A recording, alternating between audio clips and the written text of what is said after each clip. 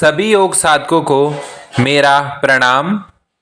हठ योग के प्रमुख ग्रंथ हठ प्रदीपिका, जो कि स्वात्माराम जी द्वारा कृत है, उसी को आगे बढ़ाते हुए आज हम प्रथम उपदेश के इम्पोर्टेंट विषयों की बात करेंगे।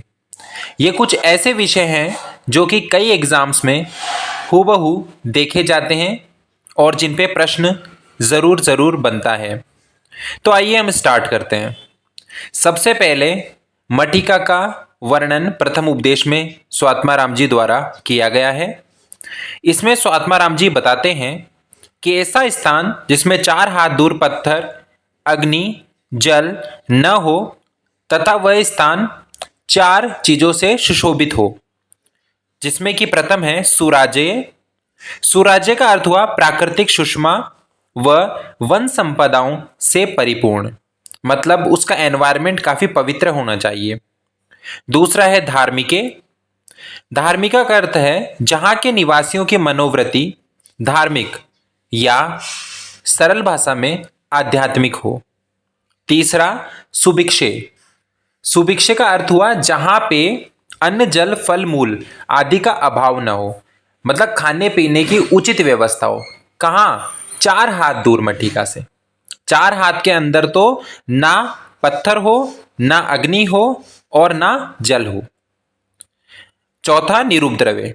ऐसा स्थान जहां पर समाज हेतु नियम व व्यवस्था हो, ऐसे स्थान पे मटिका बनानी चाहिए। स्वात्माराम जी ने इसके बारे में बताया है। आगे स्वात्माराम जी वर्णन करते हैं एनवायरमेंट का, पर्यावरण का एवं मटिका की स्थिति का।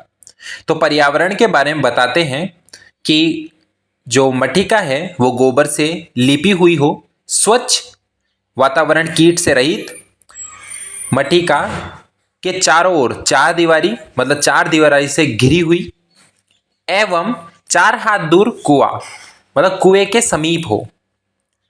इसके बाद इसकी स्थिति का वर्णन करते हुए स्वात्माराम जी बताते हैं इसका द्वार ना तो ज्यादा छोटा हो ना ही ज्यादा बड़ा हो, एवं द्वार में छिद्र व बिल ना हो।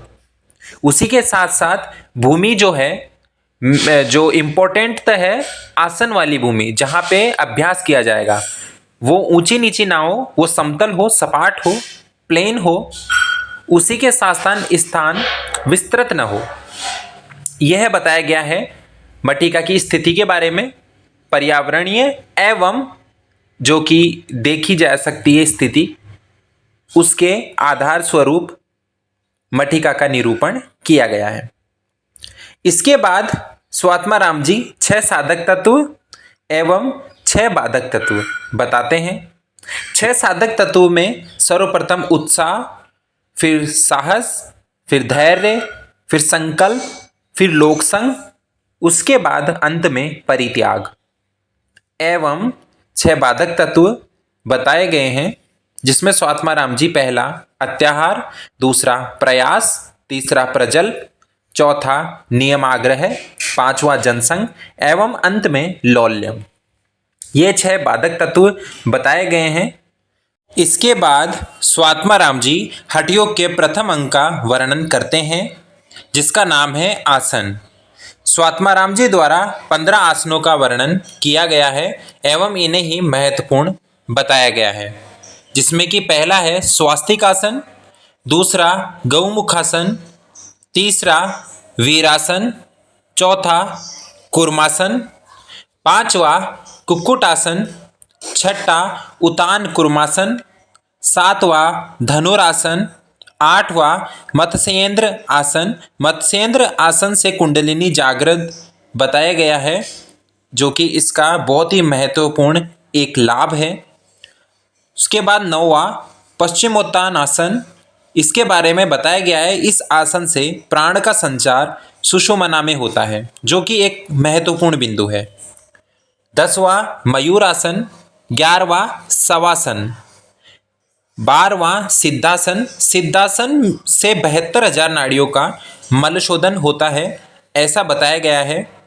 एवं इसके साथ साथ आगे हम बढ़े तो 13वां आसन पद्मासन बताया गया है, 14वां सिंहासन बताया गया है।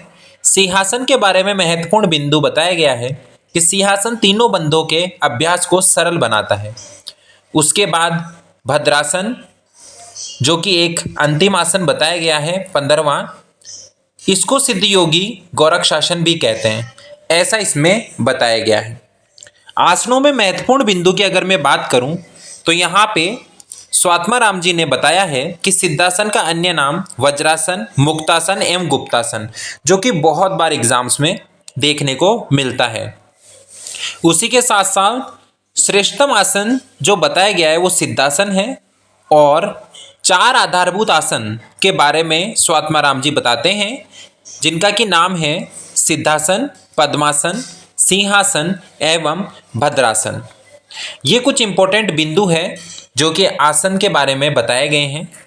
उसी के बाद आता है हठयोग सिद्धि का समय।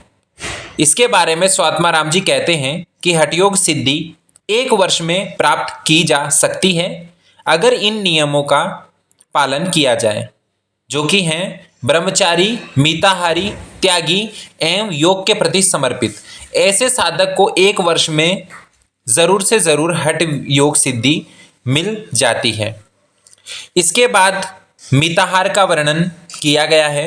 मिताहार के बारे में स्वात्माराम जी बताते हैं कि 3/4 एवं 1/4 का रेशो रखा जाना चाहिए। इसका मतलब हुआ कि अपने पेट को 3/4 भाग भोजन से एवं 1/4 कम खाना चाहिए, तो ये होता है मिताहार। उसके बाद इसमें पत्याकार, अपत्याकार भोजन का भी वर्णन है। पत्याकार भोजन बताए गए हैं गेहूं, चावल, जौ, साटे चावल, अन्न, दूध, घी से बनी वस्तुएं, खांड, मक्खन, मिश्री, मधु, सूंठ, मूंग एवं 5 प्रकार के शाक, जीवंती, बथुआ, चौलाई, मेघनाद एवं पुनर्नरवा। इसी के साथ साथ वर्षा का जल अति लाभकारी बताया गया है, जो कि पत्याकारक है। उसके बाद अपत्याकारक बताए गए हैं। अपत्याकारक भोजन में कटु, अम्ल, खट्टा, तीखा, नमकीन, गर्म, उष्ण, हरी शाक, खट्टी भाजी, कांजी, तेल, तिल, सरसों, मध, मछली, मांस किसी भी जानवर का, दही, छाछ, कुल्थी, कौल, खल्ली, हिंग एवं लहसुन। इसी के साथ साथ बताया गया है कि प्रथम हठ प्रदीपिका के उपदेश अनुसार सर्वप्रथम साधक को योगाभ्यास प्रारंभ में ही कुछ चीज़ें छोड़ देनी चाहिए, जैसे अग्नि सेवन, आलस्य, स्त्री का संग, लंबी यात्रा एवं उपवास।